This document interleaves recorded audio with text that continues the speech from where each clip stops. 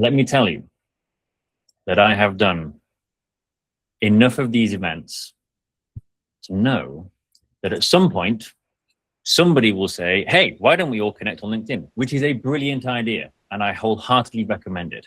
And so what I do now is, instead of then have 1,000 people commenting, which will inevitably get lost, I have a very high-tech Google Sheet to simply click on. And if you want to share your LinkedIn so you can get in touch with everyone else who ultimately is trying to do the same as you, then I'm going to drop that in the chat just here.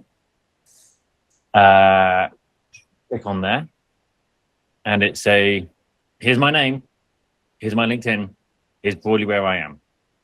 Okay? Everyone can get in touch. I'm also going to change the meeting access. Oh, there we go. All right. It's good, isn't it? This is you watching me pressing buttons. All right. So the other question that I'm always curious about for these events is roughly how long you have been doing any kind of professional job. And the reason why that's useful for me to know is it kind of shapes what we talk about today a little bit. So in the chat, give me a sense of 5 years, 10 years, 20 years, so the early, mid, senior career position for where you are. Any job, any kind of professional job, just to get a sense of who is in the room today. Okay, Sebastian, 28, 15, right. Splendid. John, 35, right. Not a competition, John, you don't win anything. I should have said that at the start. Okay. So if you've just joined, what is on screen here and in the chat is an opportunity just to share your LinkedIn details if you would like to connect with everyone else who is on this call, because we find safety in numbers, particularly in what we're doing at the moment. Okay, so we're going to get into it. The next hour is not the useful part. The next hour is not really the value add. It is what you do afterwards. Now, I know that that is a patronizing thing to say, but I say it often. So as we go through a lot of content today, I really want you to listen for the one thing that you will do differently because of what we've talked about, and to make a note of that. Okay, so we're going to talk a little bit about not just why climate career pivots fail, but why they generally take far longer than expected, and then what to do about it. But before we do, I'm going to ask another question. I want you to think about why you feel this is harder than it should be. You clearly care, you're capable, you're not starting from zero, and yet progress feels slow, right? Or stuck, or oddly heavy. So before we go on, take a few seconds now and just notice what has brought you here today. Is it a feeling of drift or a sense of frustration? And if you're up for it, drop it in the chat. One-word answers.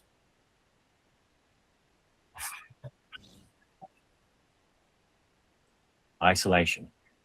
There's a sense of irony in that answer, because the reason I ask this at the start of these conversations is because everybody on this call will be feeling some variation of exactly what you're feeling. And so that sense of isolation, well, we're all in this together. We only win when we all win, and therefore I want you to see everybody on this call. We had 200 people registered for this, all facing very similar frustrations.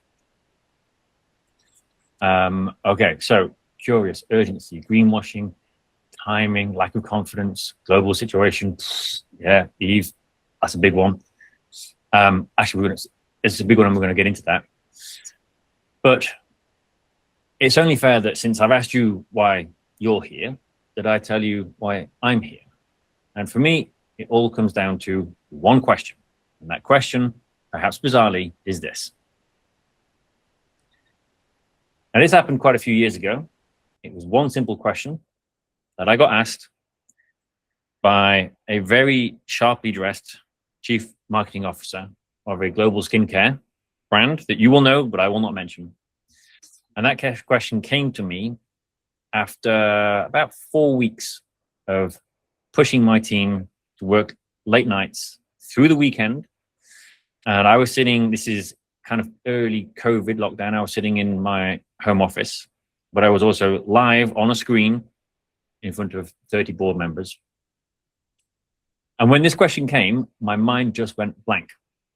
And the only thing that I could think of, bluntly, is what am I doing with my life?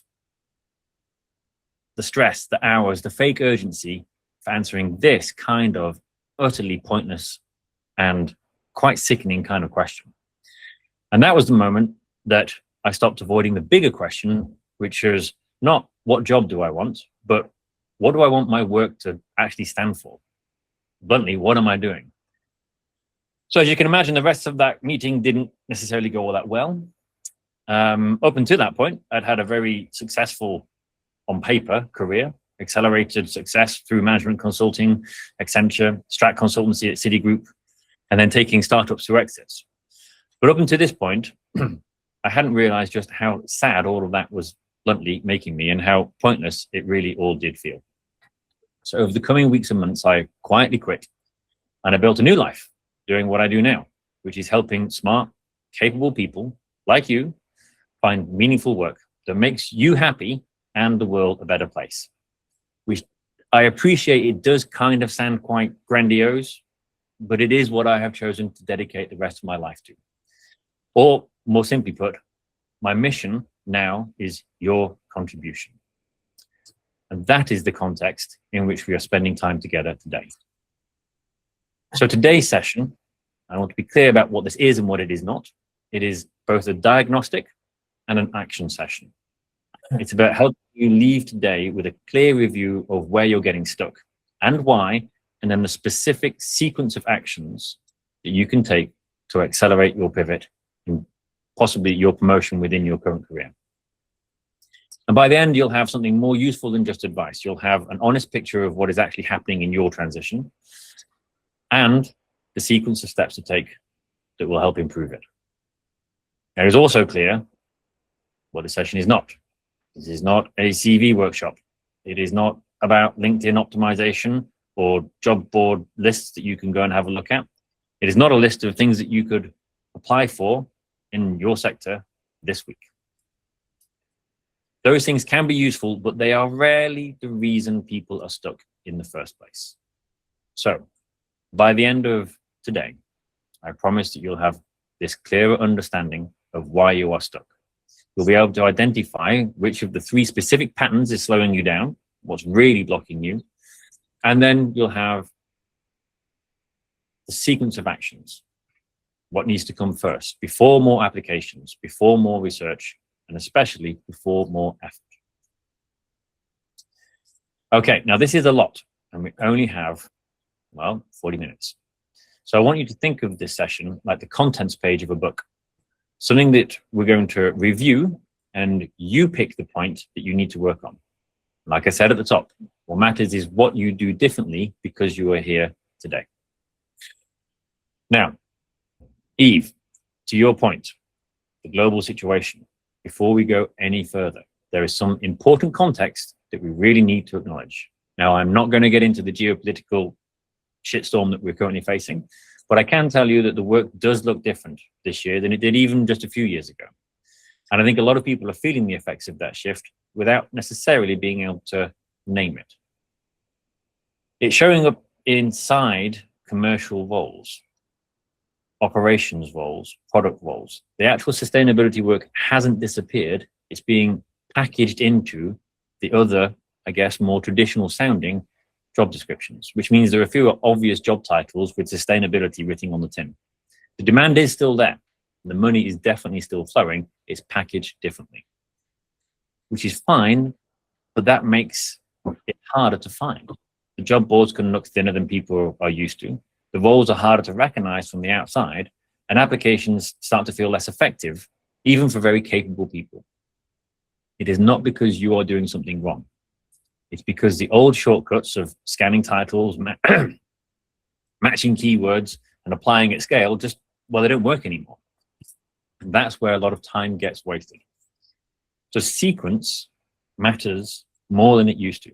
If you rely on those job titles, you miss work that's hiding in plain sight. If you rely on the applications, you burn your energy without creating signal. And if you start up with tactics before decisions, you end up working very hard, often in the wrong direction. So the goal today isn't to give you more things to do. It's to help you see what actually needs to come first in this version of the market. Okay, so most people in this room are either currently exploring or already applying. Now, I'm not a telepath. I happen to know that because I asked you all to answer that question before we started this session. So some of you are still exploring. You're interested in climate and sustainability, but you haven't really landed on the direction yet. And others have already decided. You kind of know the role or the sector, and you're actively trying to get in. Different situations, but interestingly, it's often the same underlying frustration. So I want to introduce two people to you. I'm going to introduce you to someone that I'm going to call Sarah. Sarah is a marketing director at a large consumer goods company, 10 years of experience, good at her job, very well paid. She genuinely wants to make her work matter. She has realized that her current career is no longer fulfilling. And yes, that's kind of an autobiographical statement, but that's not important right now. She's done what any sensible person does. She has read the articles. She has followed the right people on LinkedIn. She has bookmarked all of the interesting companies. She's created a Notion page or a Google Doc called something like Climate Role Ideas with 11 browser tabs open and bookmarks left, right, and center. Sarah is not lazy. She is not indecisive. She is very busy, but she is not moving. And what is slowing her down is not the lack of motivation. It's that she hasn't yet decided what good progress actually looks like. Now, we're going to come back to Sarah, but before we do, I also want to introduce you to James. Now, James has already decided. He spent time last year researching the sector. He took a course. He knows the kind of work he wants to do. He's applying consistently, 2 or 3 roles a week. He's updated his CV 4 or possibly 5 times. He's reaching out on LinkedIn, and yet very little is coming back. And the silence is both confusing and frustrating because he's doing everything he was told to do. James is not passive. He's hardworking. He's just not getting any traction with his work. And the harder he tries, the louder that quiet voice gets. That maybe this isn't for me. Maybe I'm not actually qualified enough. Now, this is the most dangerous moment in any career transition. It's the imposter syndrome. And we're going to come back to James as well. Just for clarity, yes, this is clearly a stock image. No one keeps a massive red book with no writing on it on their desk unless they're being taken photos of for stock images. So, James and Sarah, on the surface, they look very different. One is exploring, the other is actively applying. But the feeling underneath is often the same. It is a sense of effort without progress. Time is passing without momentum, mounting frustration of wasting effort, or the very real sense of running out of financial runway and the need to land an actual paycheck very soon. So how does this actually happen? I want to slow down slightly because there's nothing dramatic that's going on here. There isn't a single bad decision. It's a sequencing issue that shows up again and again. And once you see it, you can't unsee it. There are 3 very specific ways that this plays out. I see the same 3 mistakes again and again and again. And most of the people that I work with arrive stuck in at least one of them. And we're going to talk very briefly about these 3 different types of trap or mistake. And I want you to think about which of them you see yourself in. First mistake is the exploration trap. And this is where a lot of well-intentioned, thoughtful people get stuck because exploration feels responsible. More research, more reading, more conversations. I want to make sure I'm doing the right thing. But without a clear decision framework, exploration doesn't narrow things down, it just expands them. And momentum slowly leaks away, or I like to think of as the mercenary, the tyranny of choice. So remember Sarah, this is where she is. Her Wednesday evenings are spent with 20 browser tabs open and no clear sense of what to do next. Now I'm going to tell you about Priya. Priya spent months researching climate roles. She'd built a very similar, beautiful spreadsheet, 83 companies, color-coded by sector, and annotated, easy for me to say, with notes on culture and mission. She had opinions on the relative merits of the various different validation platforms for voluntary carbon credits, and she could talk fluently about the transition risks. But she had applied for exactly 0 roles because nothing felt quite right yet. And she wasn't sure that she had enough knowledge even to qualify for a discussion in the first place. She needed more information. She needed to be sure that she could show up as the expert. The problem is not research.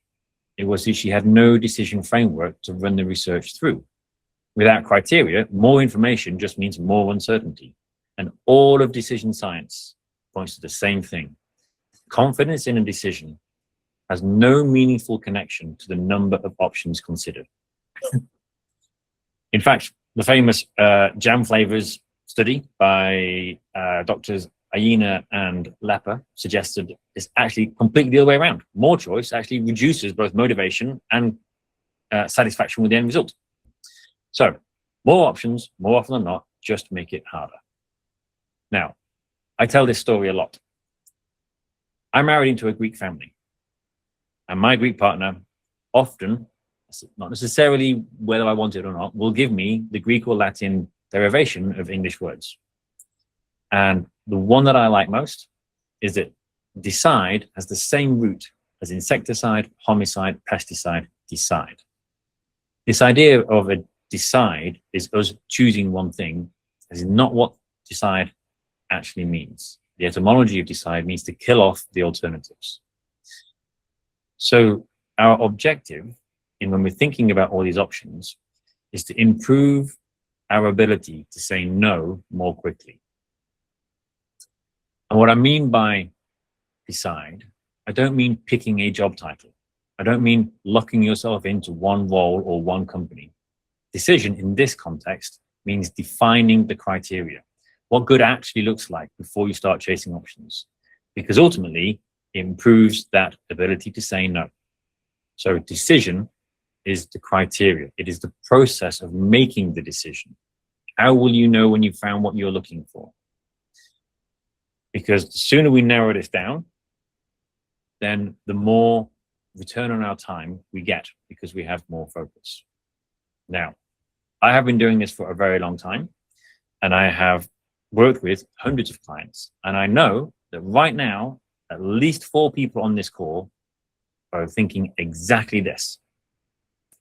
I don't want to decide yet because I don't want to close doors. Or I'm casting my net widely so that I can make sure that, it's a numbers game, right?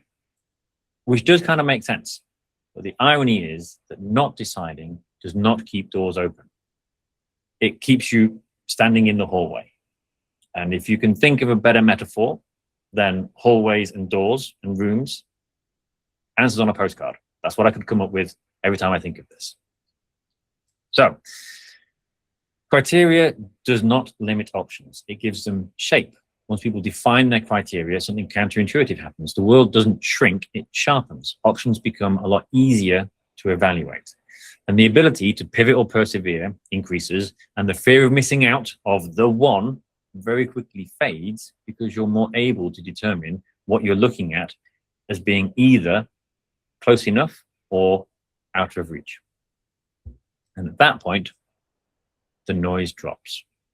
Not because everything is solved and they've realized that when they grow up, they want to be an astronaut, but because they finally know what they're solving for and that they can confidently say no more quickly.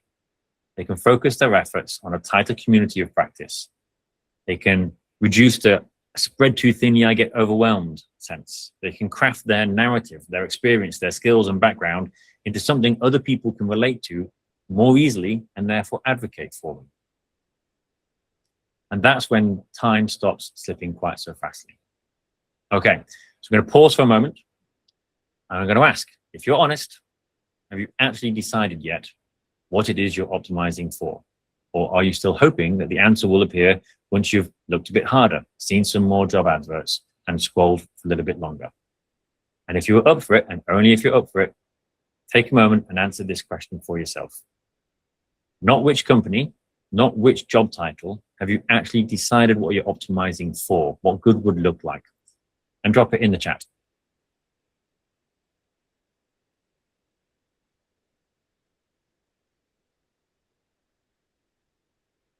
Okay, we have a yes. Good.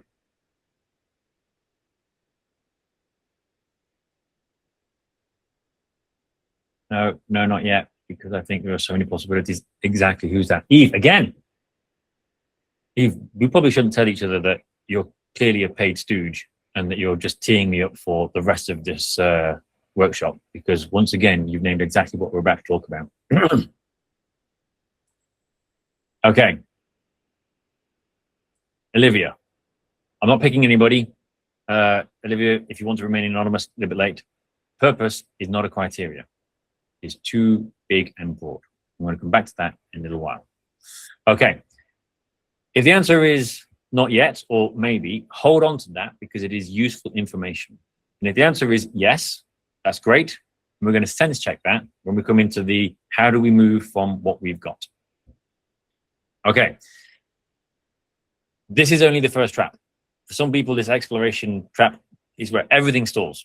People can spend months looking and looking and looking and never quite decide. But for others, especially those already applying, something else is going on. And from the outside, it might look quite similar. And the second trap is optimizing without diagnosis, which isn't quite as catchy as the first one.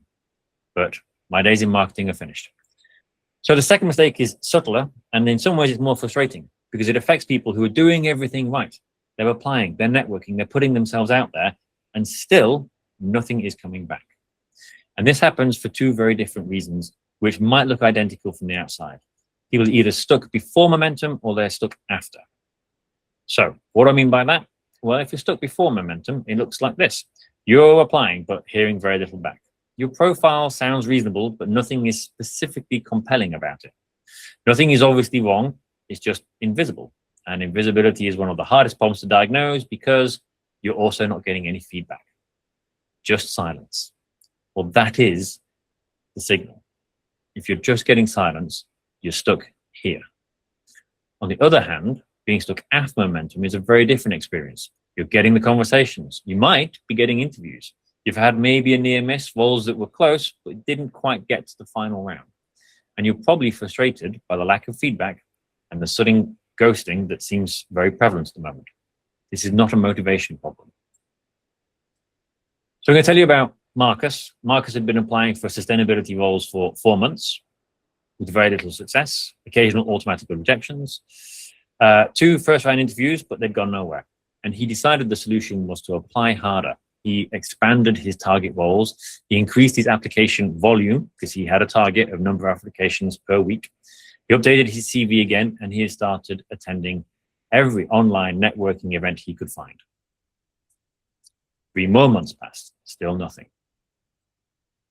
When we started working together and we looked at his materials, the problem, to me at least, was immediately obvious. Marcus was positioning himself as experienced in a range of sustainability adjacent areas and open to different opportunities, paraphrasing slightly.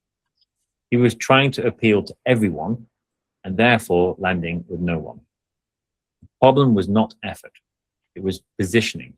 Applying harder didn't fix things, but diagnosing the fact that his positioning was off is what did. So here's the issue.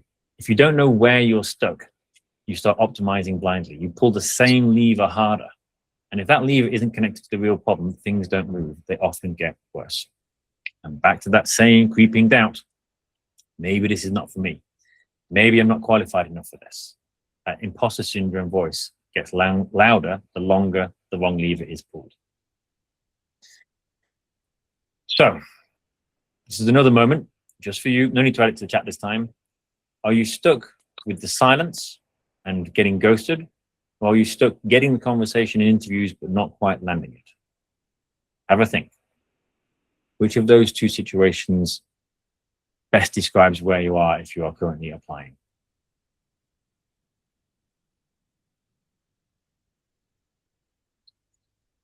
Okay, I tend to find that with a direct question like that, if you're honest with yourself, you probably already know in which of those two situations you are. So for now, just make a note.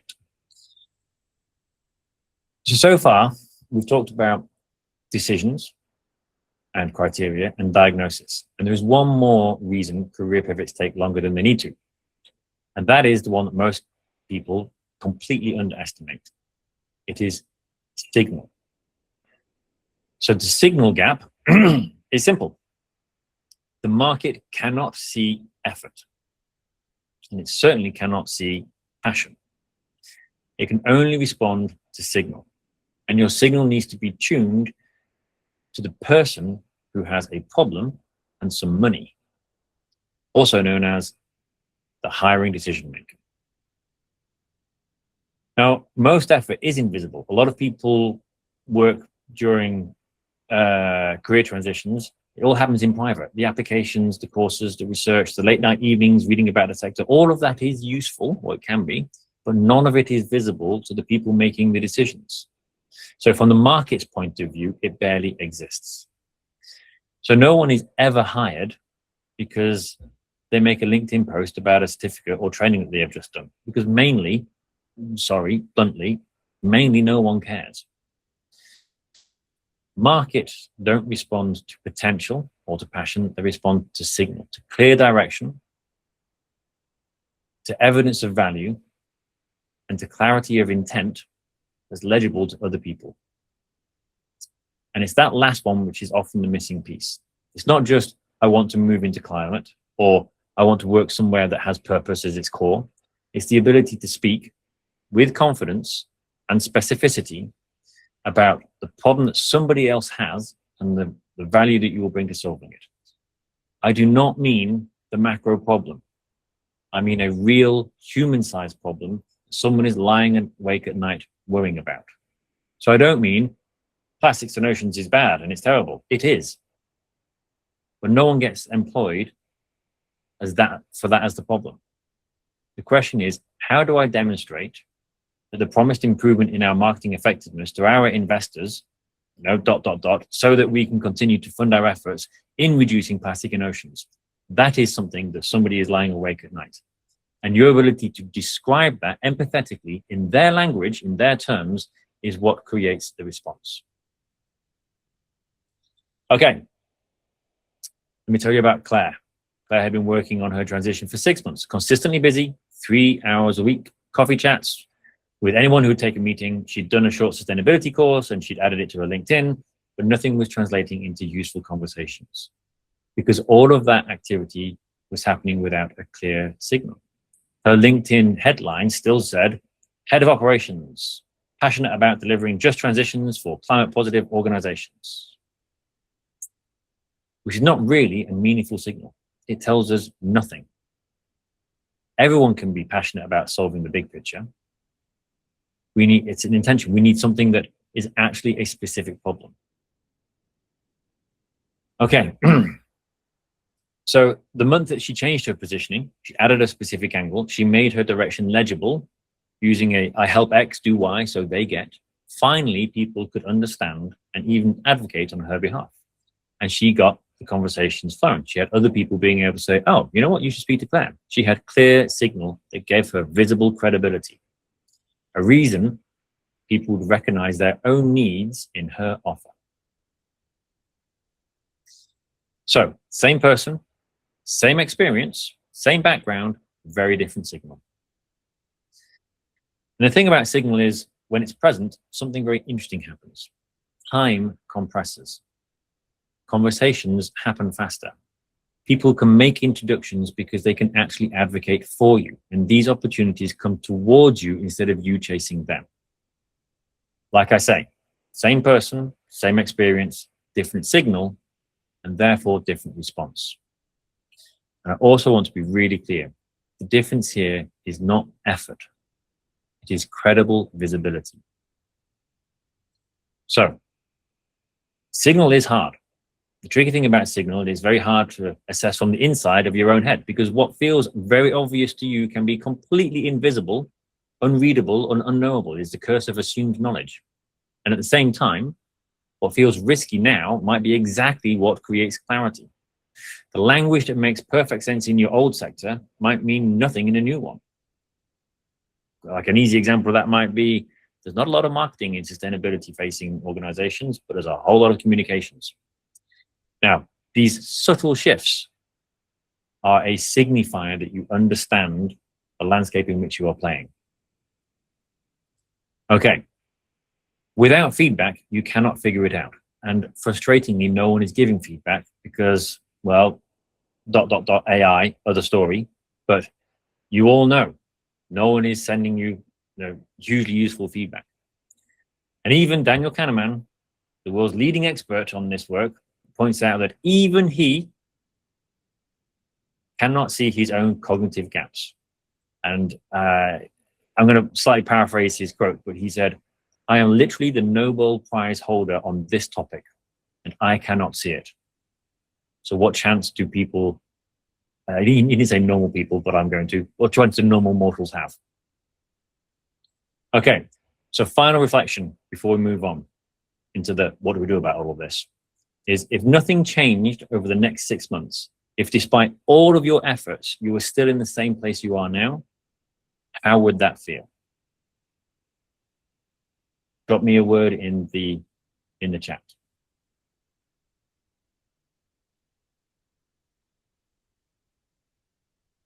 Frustrating. Yes, Sheila. Deflating, demotivating. Yeah. Demoralizing, hopeless. Amy, I feel you. Yeah. So this, right. This is the cost of doing the same thing, but expecting different results. You know what I said right at the top? What one thing are you going to do differently because of today? Those phrases, depressed, exhausted, terrifying, that is the cost of not doing something different because you're here today. Okay. So, honesty time. We have covered the 3 mistakes: the exploration trap, the optimizing without diagnosis, and the signal gap. And I'm going to give you 3 easy questions. You don't need to share this, you'll get the recording, but these are the ways to think about this. Just be honest with yourself and make a note of whether you've got a strong answer either way. Okay.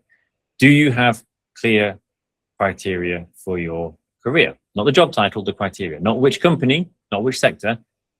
Do you know what you're trying to solve for? With clear, testable criteria to say no to things that don't fit.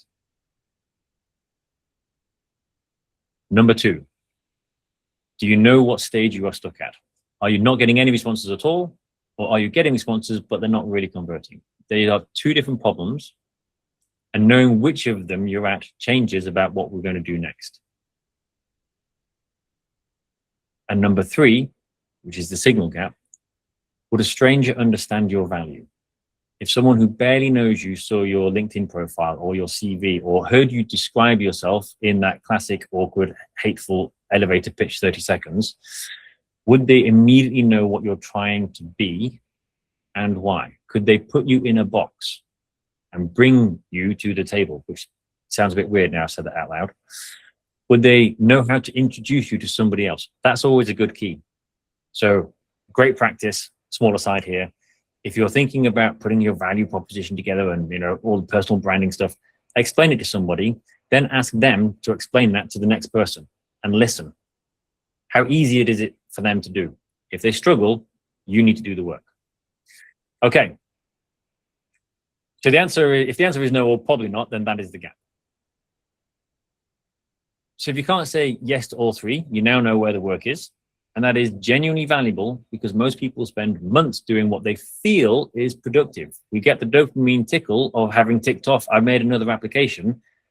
But if it's not in the right direction and you're getting it wrong, without diagnosing the real issue, you are simply wasting your time.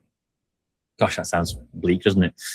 So, for those who want to go deep on the diagnosis, I've got a resource pack, which I'm going to send out afterwards. There's a proper diagnostic tool.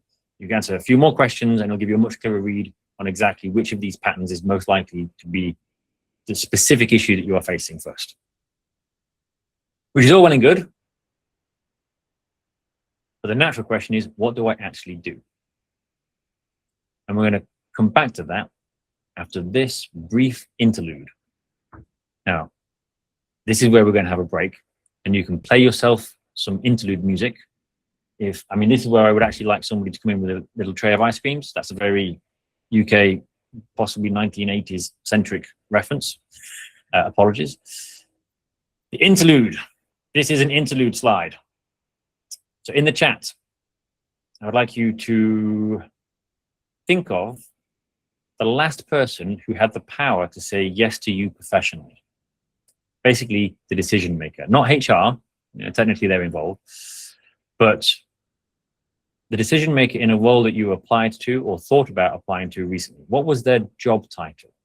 Something like head of responsible sourcing, or scope 3 program leader, or director of enterprise risk, or head of supplier partnerships.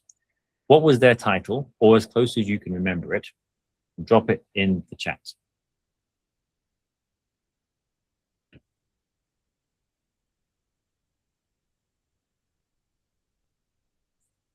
Nikki, CFO, head of investments, partner of ESG, director of communications.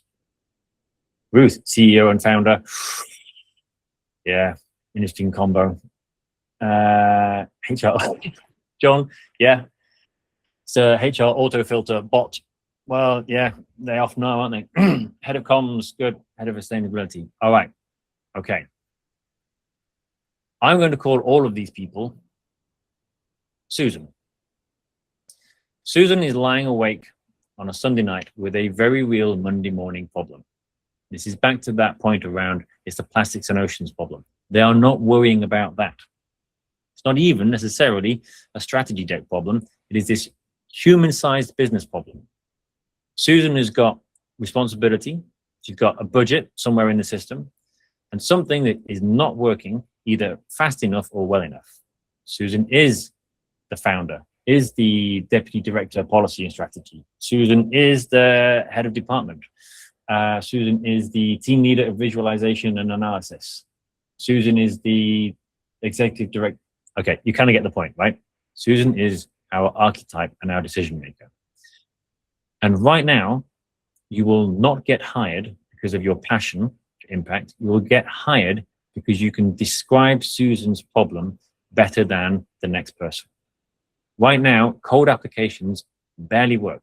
The arms race between us on one side and the screening and application is basically an AI arms race. And the stats are single-digit response rates for us. So for every 100 applications that are being sent in, I think that the current average is around 4 of them might get a reply. So most real jobs, they are shaped informally, they are scoped internally, and they're filled before they ever reach the open market.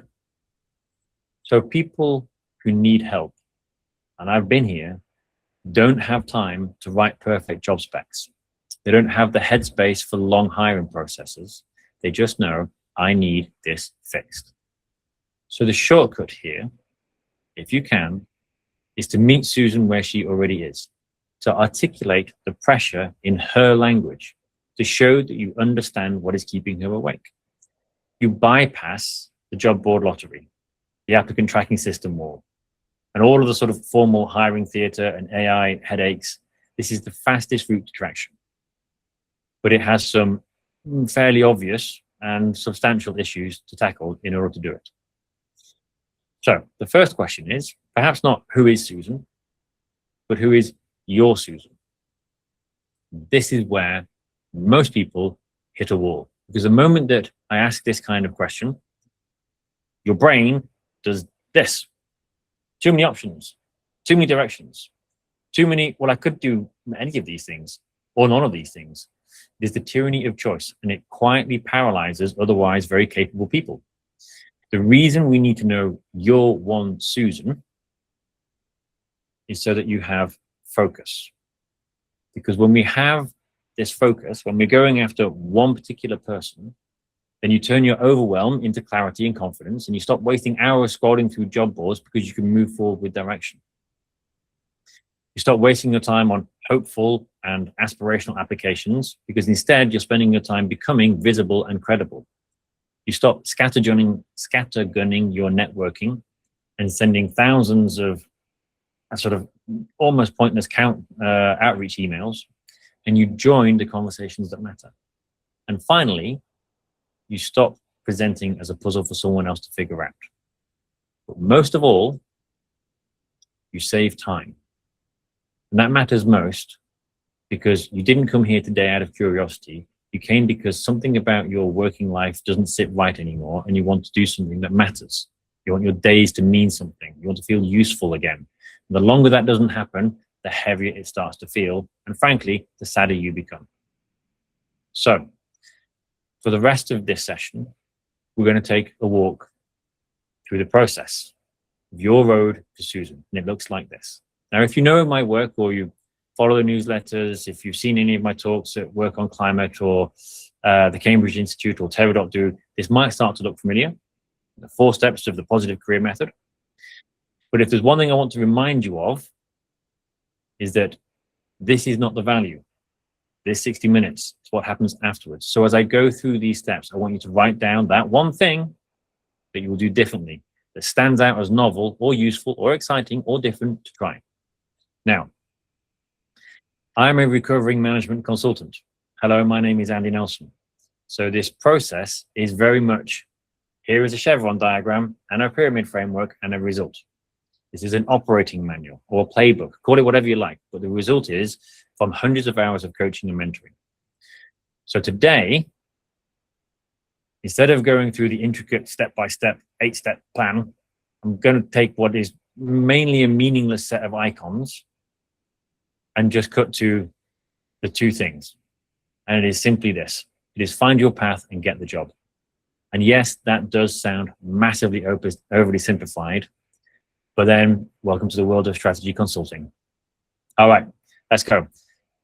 Our time check is, we are absolutely perfect. Okay, find your path. Now, do you remember when we first started talking about the decision, the exploration trap, that exhaustive cycle of research, the job board scrolling, the antidote being criteria? Criteria come in 4 flavors, broadly like this. One of which, if you look closely, I now recognize has a spelling mistake. There are no extra points for you to point it out to me. So the top one, fundamentals, the shape of work, the kind of, is it full-time, part-time? Is it big company, small company? Is it a lot of travel? Is it no travel? Is it remote or hybrid? The kind of questions that are easy to ask, not always easy to answer. They often come up in conversations. These are the easiest access. Beyond that, we have the concept of your strengths, not your skills, because skills can change. We learn skills all the time, but we have a fixed set of character traits from normally around the early 20s. And so being aware of what they are, and then being able to discern whether a particular role or direction plays to your strengths, in which case you have the unfair advantage of doing a thing that you find easy, that other people find hard, or does not, in which case maybe think again about trying to apply that, is very useful. And the same about values. Now, values is a horrible term. It's completely ruined by the mainly 1990s push for all organizations to have a value statement. It became a meaningless exercise. And to be clear, I don't mean the big picture values, like big corporates are bad.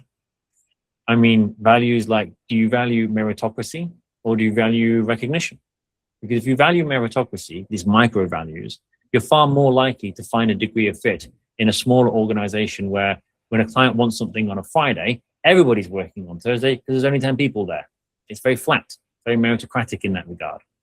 Whereas from a recognition perspective, well, maybe one of the big sort of corporate strat houses that are dealing in this space, where every 6 months there is a performance review, everyone gets graded, that grade gets put on a bell curve, top 5%, they get bonuses and recognition, 5% kind of gets shown the door. So we can use some of these micro values to say, okay, I have a leaning preference towards smaller startups or larger organizations.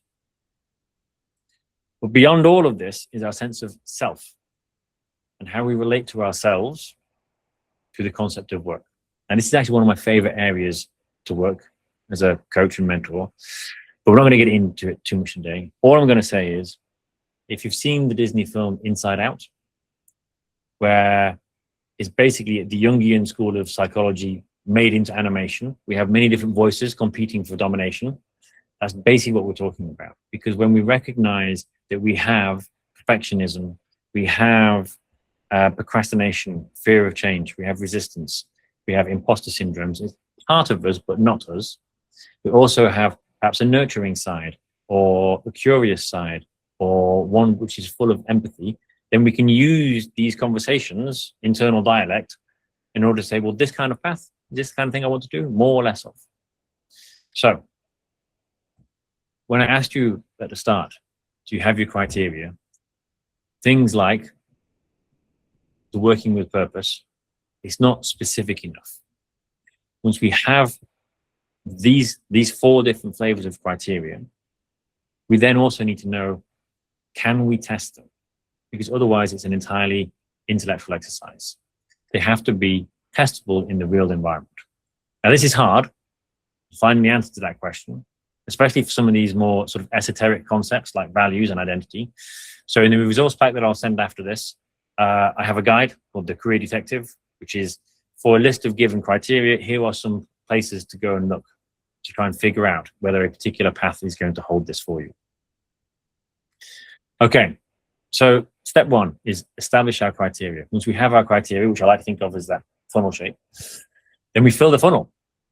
But firstly, we have to address a bigger problem, and that is cognitive availability. It is likely that your dream role is something you do not even know exists. This space is vast. There are literally tens of thousands of ways that you can make your contribution. Most people can name about 10.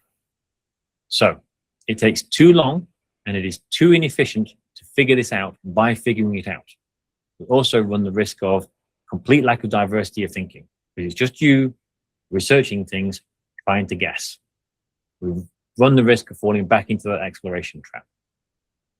So instead, we take a 2-pronged approach, bottom up and top down. So you might already have dream companies or problem areas to work on. That's great. These are the inside out lists. But we can crowdsource pre-vetted suggestions from things that you and I, and possibly a few other people, just simply are not aware of.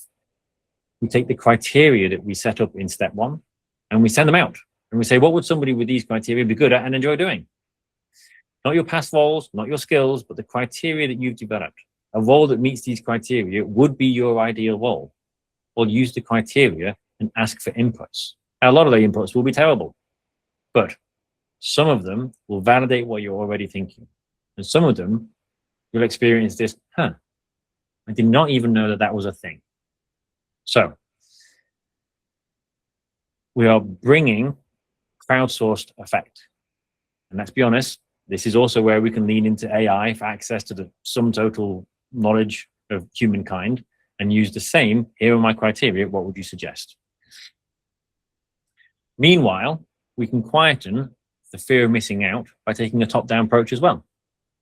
So our friends over at Climate Drift, for example, and there are lots of other examples of this, have done a lot of the hard work in listing the currently existing solutions. So taking time to study and reflect on the branches of our landscape gives you a start point that immediately enables you to start saying no. Are you interested in transport or finance or policy or circular economy or et cetera, around the inner circle? And as we go further out into the branches, then we get into all sorts of interesting new areas, things that are being worked on that you might not be aware of. So maps like this are very good. They give you the search terms, the keywords to start you off. And then we bring the top down and the bottom up together and we develop the hypothesis. So we want to establish a few testable hypotheses. What I mean by that is a statement, which is basically this: I am curious about helping X, who is also Susan, do Y so they get Z. Now, the likelihood of getting this correct right first time is bluntly nil, because there are tens of thousands of things that you could do. And we've got three combinations here, helping X do Y, your value add, so they get Z, a thing that they might want. But we have to be moving forward. And so what we do is we build this hypothesis and then we test it. As soon as it is uncomfortably specific enough, then we move forward. We must act. And we do that by doing test loops. We have to de-risk the application of our resources. Back to that point, it's all about time. I said that all of this process is designed to get you from where you are to what you want in the shortest possible time. This is the way to avoid saying, okay, I think it's this area, I'm going to do a master's and take 2 years, or I'm going to do this course and take 12 weeks, or any other way of investing a massive upfront cost of time or money. Too many people pile into that upskilling and training or trying to apply for jobs that might meet this initial hypothesis without actually testing if their hypothesis is true. And that can be a huge cost. So we can borrow from design thinking here and use rapid prototyping. And we use that when we know that the answer is close, but we don't know enough to be able to make a judgment. So I said it before and I'll say it again. We cannot figure this out by figuring it out. We have to, and this is a Japanese term, which I'm going to horribly mispronounce. We have to genshi genbutsu, or go see for yourself. Doing is the key. So we have this hypothesis. You're curious about helping Series A startups improve their onboarding time for large FMCG clients so that they can more easily secure the funding of their next investment round, for example. First question, well, what do you know about the field that they're operating in or that type of organization? What do you know about Series A startups? And the fact that we've broken it into 3 different things means that you can then go and speak to somebody who's in any Series A startup, Series A, Series B startup, and say, what is it like? I have these assumptions. Are they correct? And you can do these in 10 days or fewer, really short, the shortest possible time to get a sense of whether this is right or not. And then we bring the information back and we pivot or persevere based on this. Okay, this is all you need to be able to do, is decide, am I going to invest the next 10 days in this space? And in doing this work, we're building the community of practice where you will find your future colleagues or collaborators or co-founders. And you have the opportunity to leave the breadcrumb trail of proof by sharing what you're learning. Which brings us neatly to, now that we know where our Susan is and we're exploring her problem space, we kind of need to let her know that we exist. So it's time to get the job. And this is the transition where we start scrolling job boards and randomly sending applications. It is not time to start scrolling job boards nor sending random applications. It is time to start closing your signal gap. This is crafting your narrative. It is framing your skills as transferable as you understand more about Susan's problem. So there are a handful of ways in which we can do that. The first one is credibility. Credibility is ultimately answering the, why should I trust this person? This credibility gap doesn't necessarily mean you lack the skills. It usually just means that your story about them is not landing. And the biggest mistake I see over and over and over again in people's CVs, in the way they describe themselves, is that they make the mistake. You must not make them think. Don't give your potential colleagues or collaborators or co-founders a puzzle. Show them that you understand their problem. It's back to Susan again, right? If Susan has to do the work to think about whether or not you're the right fit, you have done it wrong. Susan should know that you understand the problem. So don't give her a puzzle to solve. Show that you understand the business and the issues that she is facing, the thing that she is lying awake at night thinking about. And we can do that in 3 different ways. We can run proof projects. So you could think about Susan's problem and find some case studies, either from your own work or from someone else's, and then strip it down and produce a case study, share and publish, make it a point to talk about. One of my favorite examples of a proof project is a designer who did some branding work for seaweed, bees, and volcanoes, but she recorded the process of doing that and then posted the videos on LinkedIn, showing her expertise in this space and how the problems around branding and awareness are solved. You don't need permission in order to, I need this data, or I need someone else to give me the opportunity. A little bit of thinking can give you the opportunity to show, not tell, that you understand the problem. Shaping what you got, well, that's basically framing your narrative story up to here in the terms of Susan, so that she can understand, which is similar to the telling your story clearly. Now, there's a lot to go into here, but again, this is the contents page. And so what I've done is I have a completely separate standalone guide all around the positioning. And I'm going to send this as part of the resource pack that goes out after this conversation. So if we're in the contents page now, think of this as one of the chapters. Okay, final 2 points. Visibility. The problem with your credibility is if no one knows about it, then no one can refer you. If you're showing up online as your old job title or not at all, you're basically invisible. So I don't mean this about sort of the cringy personal branding, but I do mean about engaging in conversations. Now, this is the signal gap at its highest. Probably, ironically, where most people try to start before they have a clear direction to be testing, which is exactly why it doesn't work. So when you arrive here with a clear criteria and a tested hypothesis, it is a very different conversation entirely. You're not broadcasting into the void. You'll know who you're signaling to, which brings us to this. So very briefly in the chat, when you see this, tell me, how do you feel about posting online on LinkedIn in one word?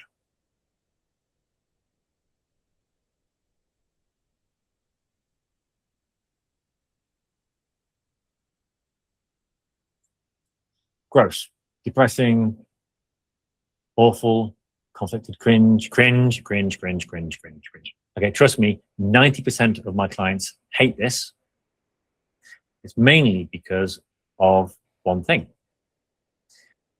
I felt like I had nothing valuable to say. Also, because mainly LinkedIn is a cesspool full of frustrating and annoying dickheads, but that's a whole other story. So we suffer from this spotlight effect and the imposter syndrome. And we get these sentiments of like, I don't even know how I can contribute. But we don't need to. And here is how. Without an expert point of view, the tyranny of imposter syndrome can feel so strong that we don't want to, we can't engage. But there is a ladder, an incremental engagement plan. First is to listen and join the conversations, to find the right people. Now, I like to think of this as LinkedIn being a magazine and you are the editor. You get to decide, not the algorithm. You can stop scrolling. You can build a deliberate list. These 10 people in this problem space, they are the thought leaders in this space. I want to learn from them and just them. And in the resource pack, I'll send you a quick 5-step approach to getting LinkedIn to do you that. Now, I write for LinkedIn every day, but I haven't scrolled my LinkedIn feed for probably 9 months. We move up this. If you engage in and follow the right people, then you can ask smart questions. Once you start joining the dots across these conversations, then you can curate for other people. You have a lot more power and information than you already know. And then, and perhaps only then, is there an opportunity for you to create and actually post something. So this is hard. And again, I will send you resources in the resource pack that comes after this to help with this. It is hard, but it's also basically a hygiene factor. So many people have correctly, I think, found this difficult, that I have an entirely separate course, and I do talks about LinkedIn and how, although it is a cesspool full of dickheads, there is genuine community there, and you will find your future colleagues or collaborators or potentially co-founders there if you use it as a tool and not as a social media platform. However, out of scope for today's conversation. Okay, final piece. Visibility without connection will still leave you feeling stuck. The real momentum comes when people don't just see your work, they start talking about it, sharing it, and inviting you in. And that's where network does the heavy lifting. Now, networking is a horrible word. For me, networking is basically shit wine, terrible conversation, and slightly damp business cards. And that's because I did a lot of mine perhaps a little while ago. So let's reframe the whole idea and think about networking, not as networking, but as community building. Because in the climate career, where jobs are often created and not posted, your ability to connect matters more than your CV. So I want to offer you a different way to think about it. Curiosity, connection, and consistently. You don't need to be the expert here. In fact, asking smart questions is far more valuable than pretending you have all the answers. People remember curiosity. It builds trusts, it opens doors without pressure. Secondly, disconnection. Now, I don't mean connection is in you reaching out and demanding time from other people. I mean you being able to connect to nodes in your own network. You have far more value to offer than you think. Even if you're early in this transition, maybe it's a podcast or a link or simply saying you should meet so-and-so. And thirdly, consistency. This is a long game, and it means treating it like a project, not like a panic button. Track who you've spoken to, note what you've learned. Use a CRM tool or a simple spreadsheet. Anything that makes sure that you are consistently doing this, make it a habit. So, and this is getting us now to the point of the mechanics of the actual application process, where most people focus most of the time. However, applications and CVs really are the easy bit, as wild as that may sound. Because if you've done this in the right sequence, they are the extension of a conversation that you're already part of. When you've built from a position of confidence and increasing visibility, when you understand Susan's problem and you can describe it to her in her terms, then the actual preparation and submission of applications and even the interview process is a simple, mechanical, step-by-step focused piece of work. It is not a relentless spray and pray exhaustion fest. So much so that I've taken that mainly out of my coaching practice. I've written the playbook and the elements and the process and say, if you've done this work, just do these. Okay. The outcome of all of that is, bluntly, more interviews from fewer applications. And that is the success criteria in this phase. So there we go. Now you have the full view, the big picture, and it is a lot. In fact, it is so much that in the space of slightly over an hour, it is very overwhelming. So how do you actually translate this into meaningful forward progress? How do you take the action? And it is doing, not thinking. The step that separates most people from those who move forward or those who understand but stay stuck is their commitment to action. Not to a specific company, not a commitment to a single path. It is a commitment to the method, to the next 8 weeks. Because the question that I keep coming back to, matters most right now, is what am I going to do differently because of today? What one thing made me rethink my approach? I'd invite you to write that down now. And then when you watch the replay, go back to that section because this workshop is very information dense. And then you have a point of focus. And if you're not sure where to start, then the diagnosis, simple diagnostic tool. Yes, it is kind of a questionnaire, then it will give you a score, but it will also expose where you might have a gap in your career strategy. So I include it in the link in the follow-up, or you can scan that right now. Actually, let me just drop it into chat as well.